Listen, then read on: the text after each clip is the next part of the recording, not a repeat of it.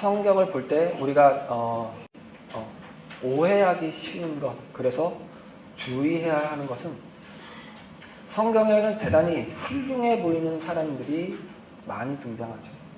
아브라함부터 시작해서 다윗, 모세도 그렇고 다윗도 그렇고 그리고 우리가 계속 이 사도행전에서 살펴보고 있는 바울이 그렇습니다. 이 이야기들을 보면서 이 성경이 마치 위인전처럼 느껴진다면, 그래서 위인전을 볼 때 그 보는 시각으로 본다면 그건 대단히 큰 오해이고 잘못입니다. 이 유혹에서, 이 습관에서 최대한 빨리 벗어나면 벗어날수록 좋습니다. 왜냐하면 성경은 위인전이 아니기 때문입니다. 위인전을 볼 때 우리는 어떤 마음으로, 어떤 목적으로 위인전을 보죠? 우리는 이제 안 읽으니까 우리 애들이 위인전을 어떤 마음으로 읽었으면 하죠? 그 위인전을 읽고 그 위인, 요즘 위인은 누구일까요? 기현아, 박지성, 손흥민, 열심히 뭔가 하는 사람들이죠. 그 열심을 배웠으면 좋겠다. 교훈을 얻었으면 좋겠다. 그죠? 그러니까 위인전을 보면 그 위인전을 통해서 그 사람이 훌륭한 인물이 될 수밖에 없었던 어떤 뭔가를 발견하고 그거를 닮아가기를 바라죠. 성경을 볼 때 우리 기본적인 태도입니다.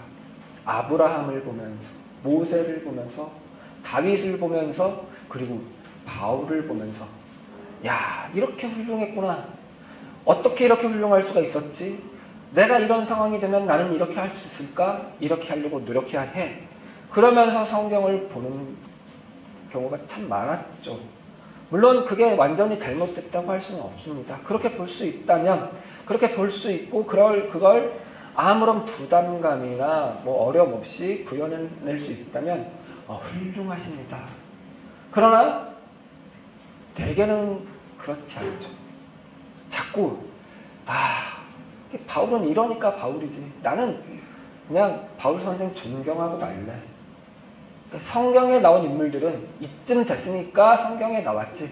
나는 그 사람들 훌륭하다 박수 쳐주고 나는 내 인생 살래. 이렇게 되는 경우가 더 많죠. 성경을 위인전으로 보는 부작용입니다. 그럼 성경은 어떻게 봐야 돼요? 성경은 그 위인들이 훌륭한 삶을 살았던 것들을 나열하고 보여주고 교훈 삼으라는 이야기가 아니라 성경은 이런 별 볼 일 없는 자에게도 하나님이 찾아가사 그 인생을 위대하게 만드셨다 하는 이야기입니다. 하나님의 이야기입니다. 인간들의 이야기가 아니라 인간들의 삶, 인간들의 인생에 찾아가서 그 인생을 바꿔내신 하나님의 이야기입니다. 그러니 성경의 이야기는 모든 순간이 다 내 이야기일 수 있습니다.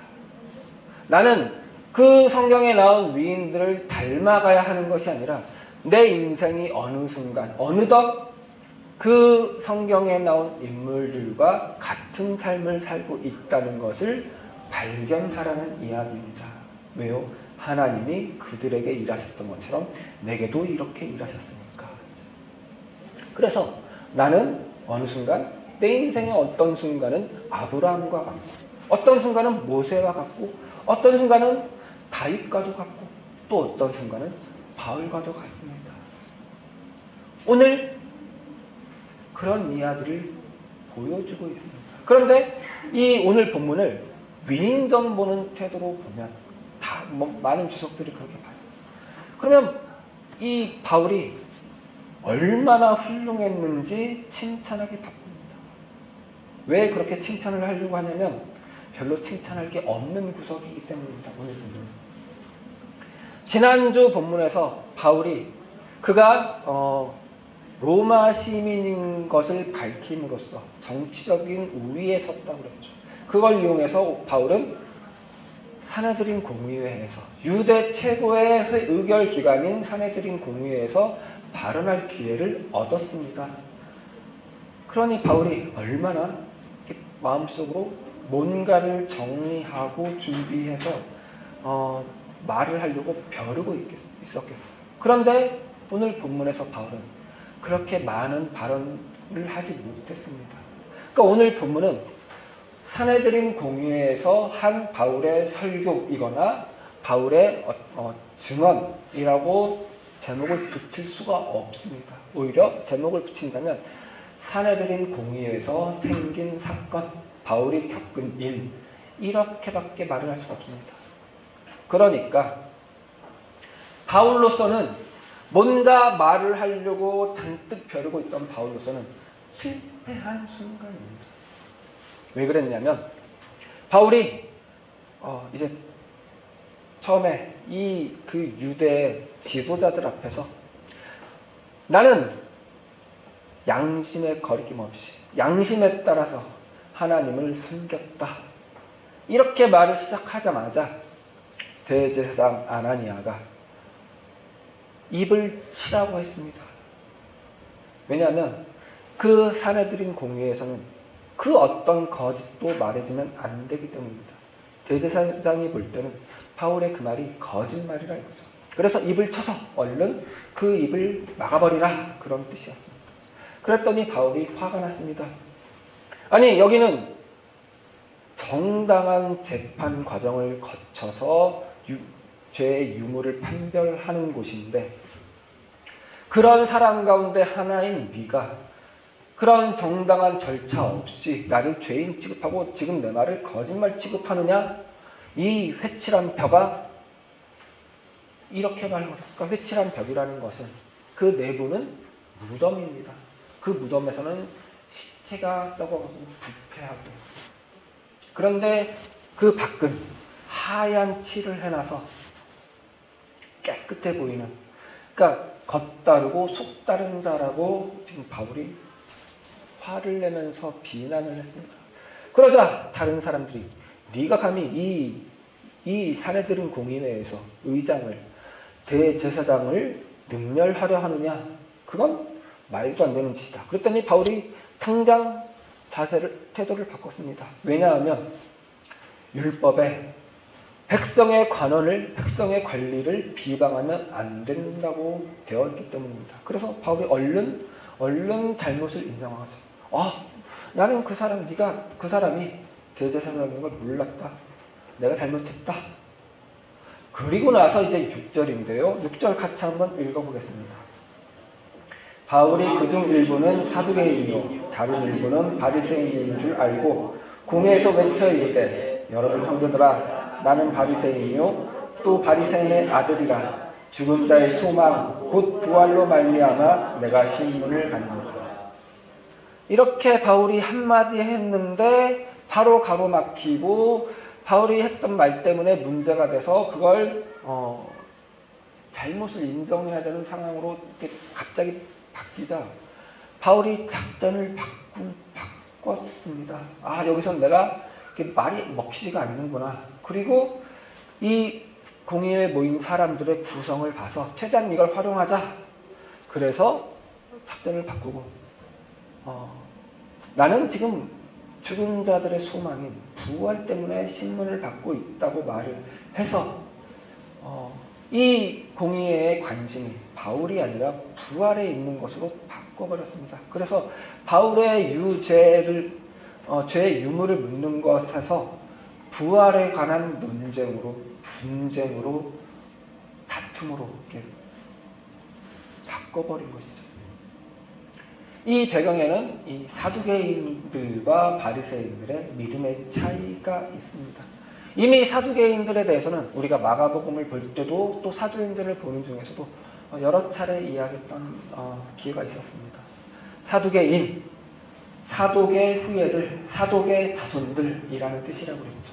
사독은 다윗이 왕이 되기 전에부터 다윗과 함께하면서 다윗의 어려움을 겪을 때 다윗을 많이 도와줬던 제사장이었습니다. 다윗이 왕에 오르는 것을 도와주고 다윗이 왕이 되자 대제사장이 되었던 인물입니다. 그리고 그 이래로 이 사독의 자손들이 제사장도 하고 대제사장도 배출하는 가문이 되었습니다. 하나님이 선택한, 하나님이 세운 나라, 이스라엘에서 제사장, 대제사장을 배출하는 가문이니까 절대 권력이죠. 그러니까 이스라엘의 실세입니다. 실질적 권력을 쥐고 있는 가문입니다. 그런 만큼 이 가문이 몇백 년 유지되기 위해서는 이들은 보수적이었을 것입니다. 어떤 면에서 가장 보수적이었냐면 하나님이 이스라엘에게 주신 말씀의 범위에서도 가장 보수적이었습니다. 모세를 통해서 주신 말씀 외에는 하나님의 우리에게 주신 말씀은 없다. 모세 5경 5권 말고는 성경이 없다. 이때 이미 이 시대에도 이미 역사서, 예언서들이 있었지만 이건 하나님이 주신 말씀이 아니다. 모세를 통해서 주신 말씀만 하나님의 말씀이다 라고 했습니다. 이 모세 5경에는 부활에 대한 직접적인 언급이 없습니다. 그러니 당연히 부활은 없는 것이죠. 그리고 천사도 없고 영도 없는 것입니다.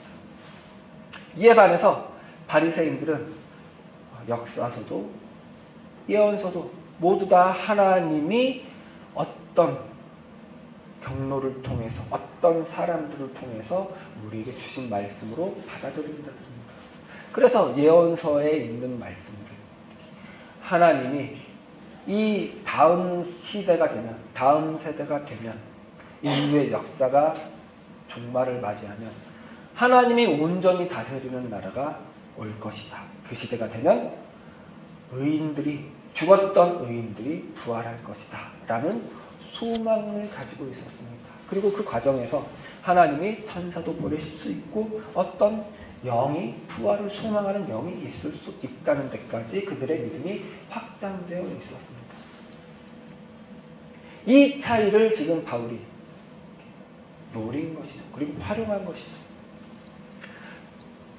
그래서 분쟁이 일어났고 바울은 이 사내들인 공의회에서 당연히 넌 죄인이야 라고 될 수밖에 없는 공의회에서 그런 걸 겪지 않고 빠져나갈 수 있었다는 거죠.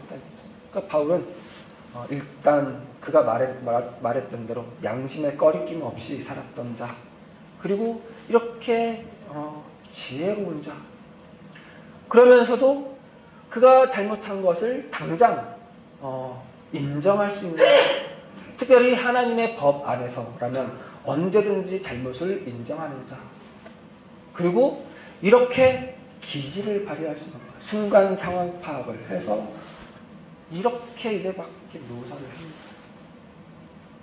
그리고 이 모든 것의 배경은 그가 하나님 앞에서 범사의 양심에 꺼리낌 없이 살았기 때문이다 라는 것이죠.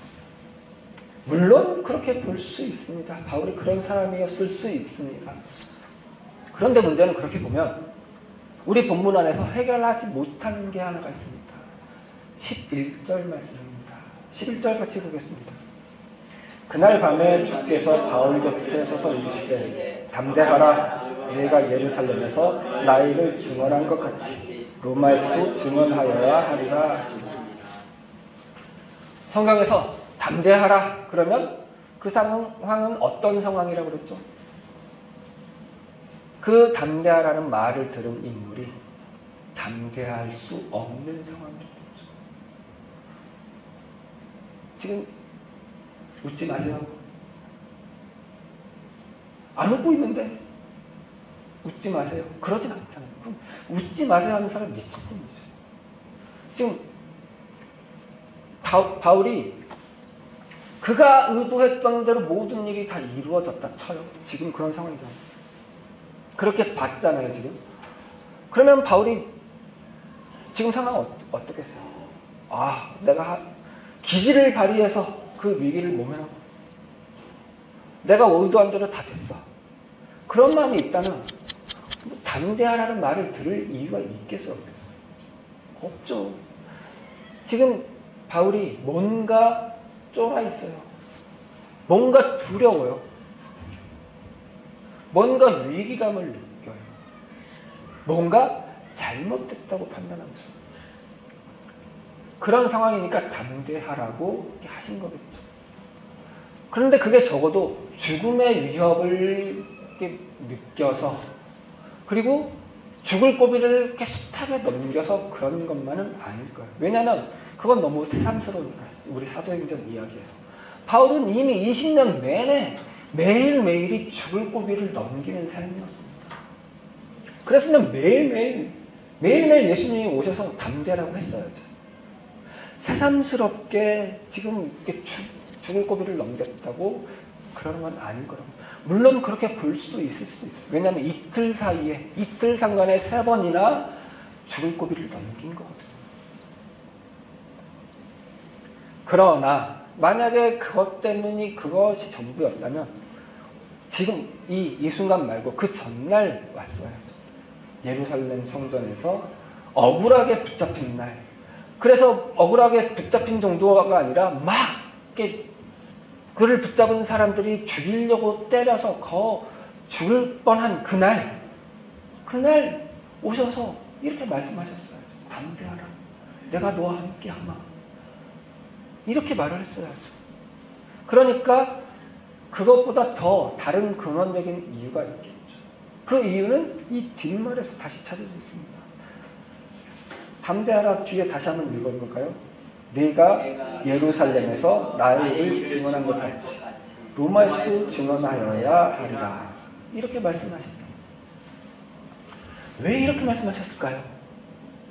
이 말이 굳이 왜 필요했을까요? 이걸 생각을 해봐야죠. 네가 예루살렘에서 나의 일을 증언한 것 같이 로마에서도 증언하여 하리라. 그러니까 바울이 이런 염려를 했을 수 있겠죠. 이거 로마에까지 가야 되는데 로마에 못 가고 죽는 거 아니야? 그런 위협 충분히 느낄 만한 상황이었겠죠. 그랬으면 내가 너 로마까지 보내줄게. 로마까지 함께 할게. 너는 무조건 로마에 갈 거야. 이렇게 말했으면 됐을 거예요. 그러니까 뒤에 말은 괜찮아요. 네가 로마에서도 증언해야 하리라. 이 말은 괜찮아요. 그런데 굳이 왜 네가 예루살렘에서 나의 일을 증언한 것 같이 라는 말이 붙었냐 이거죠. 왜 그랬을까요? 오늘 우리 본문에서 바울이 증언을 잘 했어요, 못했어요? 그 전날도 바울이 그 유대인들 앞에서 그가 어떻게 예수님을 만났고 어떻게 이방인에게 보냄을 받았는지 말해요. 증언을 온전하게 했어요, 못했어요? 그리고 예루살렘에서 그가 예루살렘에 올 때 가졌던 그 각오 다짐보다는 약간 떨어진 듯한 상황을 계속해서 겪었어야 했어요. 모두가 만류하는 예루살렘 길을 내가 예루살렘에서 결박을 당하더라도 예루살렘에서 복음 때문에 예수 그리스도 이름 때문에 죽음을 당하더라도 그걸 내가 감수하겠다 하고 예루살렘에 왔는데 장로들이 정결 예식을 해서 네가 율법을 지키는 자라는 거 보여줘라. 수긍하고 그렇게 했는데 그것 때문에 붙잡혀서 말을 했는데 다 제대로 하지도 못하고 지금 이 상황이 됐어요. 특별히 그가 사내들인 공회 앞에서 뭔가 말을 하려다가 꼬이자 그가 계획을 바꿨죠. 그러면서 내가 죽은 자의 소망인 부활 때문에 신문을 받는다고 말을 했죠. 여기에는 예수 그리스도라는 이름이 없었죠. 그가 왜 그렇게 했어요? 적어도 바리새인들의 표를 얻으려고. 그가 예수가 부활한 것 때문이라고 했다면 바리새인이 죽이려고 들었겠죠. 사두개인만 죽이려고 하는 것이 아니라 바리새인들도 바울을 죽이려고 들었죠. 그런데 그러지 않아서 바리새인들이 바울을 향해서 약간 우호적인 태도를 보여줬죠. 우리가 볼 때 이 사람에게는 악한 것이 없다. 그가 다메섹 도상에서 누군가를 만났다고 하면 그게 천사이거나 영이면 어떡할 거냐? 하나님이 보낸 것 아니냐? 라는 데까지 나아갔습니다. 그러나 그건 바울에게 만족스러운 상황은 아니죠. 왜냐하면 그는 예수 이름을 말하다가 죽을 걸 각오한 자였기 때문에. 그런데 여기서 예수 이름을 말하지 않았죠. 두루뭉술하게. 왜요? 이 얘기를 벗어나려고. 그날 바울이 어떤 마음이었을까요? 야, 내가 이렇게까지 살아야 되나? 이렇게 살아서 로마에 간들 하나님이, 예수님이 기뻐하실까? 내가 예수 그리스도의 사도가 맞나? 그런 자책이 있었어요. 그 바울한테 예수님이 찾아오신 거예요. 그냥 찾아온 정도가 아니라 11절 앞에 보세요. 그날 밤에 주께서 바울 곁에 서서 이르시되요. 바울 곁에 서서. 바울 곁에 섰어요. 왜요? 넌 내 친구야. 넌 내 편이야. 나는 여전히 네 편이야. 그리고 네가 예루살렘에서 나의 일을 증언한 것 같이 로마에서도 나의 일을 증언할 거야. 예루살렘에서 바울이 한 게 개뿔 없는데 그걸 다 예수 그리스도의 일을 증언한 것이라고 해주신다. 너 그렇게 한 거, 그 상황이 어땠는지 나 알아. 네가 그렇게밖에 할 수 없었던 것 이해해. 그리고 네가 그 정도 한 걸로도 충분해. 나는 그걸로도 일할 수 있는 예수야. 십자가로도 구원을 만들어낸 예수야. 그러니 괜찮아. 로마에 가서도 이 정도만 해도 돼. 내 편에 서서 이 세상이 전부가 아니라 눈에 보이지 않는 세상, 들어도 이해되지 못하는 세상이 있다는 걸 외치는 자로 사는 것만으로도 충분해. 나머지는 내가 다 할게. 내가 다 했잖아. 라는 위로이고 격려이죠. 우리는 그 위로와 격려 속에서 살아가고 있습니다. 바울과 마찬가지죠. 바울에게만 이렇게 말씀하시겠어요? 우리에게도 당연히 더 그렇게 말씀하시죠. 바울 별 볼 일 없는 자지만 우리는 바울보다 더 별 볼 일 없잖아요. 그런 우리라도 괜찮다고, 그런 우리 인생이라도 괜찮다고 예수님이 우리 곁에 서서 말씀해 주실 거예요. 아니, 말씀해 주시고 계세요. 그 음성 들으세요. 내가 성경도 잘 읽고 내가 고른 말씀 올해 외우면서 그거 실천하려고 했는데 벌써 아무것도 못하고 한 달이 지났네. 괜찮다고 말씀하십니다. 진짜 괜찮냐고요? 어젯밤에 하나님이 제게 계시로 말씀하셨습니다. 괜찮다고 말해주라고. 진짜예요. 그냥 일주일 동안 여러분의 사업에 열심히 종사하시면서 열심히 사는 것만으로 그게 나의 일을 증언하는 것이라고 예수님이 말씀하신다고. 그런 분이 우리 하나님이시죠. 그거 아니면 막 순간순간 기질을 발휘해야 되고 매 순간 양심에 따라 살아야 되고 그런 거 닮아가서 어느 정도 수준을 이루어야 되고 그래야 하나님의 백성이라 말하고 그런 하나님이라면 기독교가 굳이 기독교의 이유가 없어요. 절에 가도 돼요. 다른 데 가도 돼요.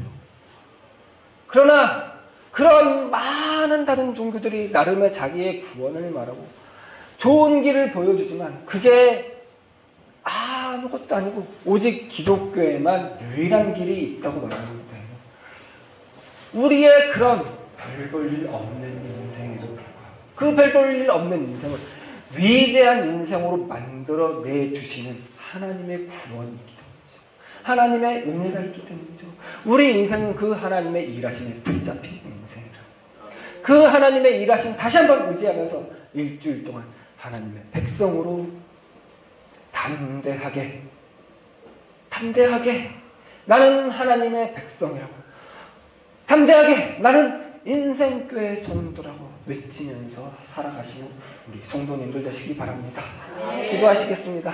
하나님 감사합니다. 우리 인생 하나님께서 귀하게 위대하게 만들어 가시는 것, 다시 한번 이 바울의 경우를 통해 보면서 배웁니다. 다시 한번 인식하였습니다. 그러니 하나님, 우리 인생 힘내서 담대하게 살아갈 수 있는 우리 되게 도와주시옵소서. 아멘. 하나님께서 우리 인생 가운데 일하고 계시는 것 늘 기억하게 하여 주시옵소서. 아멘. 그러면서 그렇게 일해 주신 하나님 감사해 하면서 더 사랑할 수 있는 우리 되게 도와주시옵소서. 아멘. 감사드리며 예수 그리스도 이름으로 기도드렸습니다. 아멘.